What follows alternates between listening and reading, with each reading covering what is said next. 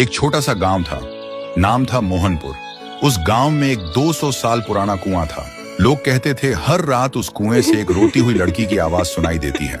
लेकिन एक बात सब लोगों को हैरान कर देती है, मोहनपुर गांव का जो भी लड़का उस कुएं के पास पानी पीने जाता है वह 2 दिन के अंदर मर जाता है और मरा हुआ शरीर गायब हो जाता है। और एक दिन इसी गांव में एक शहर से अर्जुन नाम का लड़का आता है। अर्जुन वह छुट्टियों में अपने दादाजी से मिलने आए थे। एक दिन अर्जुन गांव के लोगों से सुना है कि वह कुआं बहुत डरावना है और कोई उसके पास नहीं जाता। लेकिन अर्जुन सोचते हैं डर सिर्फ अंधविश्वास है और कुछ भी नहीं। एक दिन धूप में जाते हुए अर्जुन को प्यास लगी और बिना किसी से पूछे वो सीधा उस कुएं से पानी पीने चला गया। तब अचानक से एक लड़की का चेहरा सामने आया। अर्जुन डरा हुआ था और तुरंत वहां से भागकर घर पर चला गया। उस रात उसे नींद नहीं आती। हर समय उसे लगता है कोई उसे देख रहा है और कोई बुला रहा है। अब उसे भी डर लगने लगा था। फिर सुबह अर्जुन ने एक बुजुर्ग से पूछा, चाचा ये कुआं इतना डरावना क्यों है?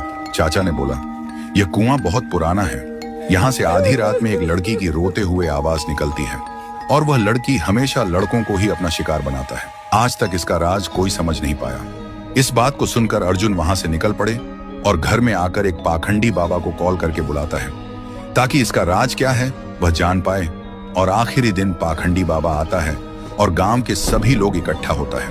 पाखंडी बाबा उस कुएं को देखकर कांपते हुए कहता है कि यह तो बहुत ही भयानक है। कुएं के अंदर जो भी है उसको पकड़ना मेरे बस के बाहर है। ऐसे बोलकर पाखंडी बाबा उस गांव से निकल पड़े। ऐसी स्थिति में गांव वाले का डर और भी बढ़ जाता है। अर्जुन के मन में सवाल उठते हैं कि उस दिन मैंने जो देखा क्या वह मेरा वहम था, और आज तांत्रिक ने क्या देखा जो डर के भाग गया। आखिरी दिन अर्जुन आधी रात में कुएं के पास एक पेड़ के पीछे छुप जाता है। अर्जुन देखा है कि कुएं के अंदर से एक अजीब सा रोने वाला लड़की का आवाज सुनाई देता है और तभी कुएं के अंदर से एक लड़की बाहर निकलती है। थोड़ी देर बाद एक लड़का गाड़ी लेकर गांव से गुजरता है। वह लड़की उसके सामने आ जाती है और लड़की उस लड़के को मार देता है और लड़के का शरीर गायब हो जाता है। अर्जुन यह सब देखकर हैरान रह जाता है। उसके दिमाग में एक ही सवाल घूमता है कि यह लड़की कौन है जो लड़के को ही अपना शिकार बनाते हैं, लड़कियों को क्यों नहीं?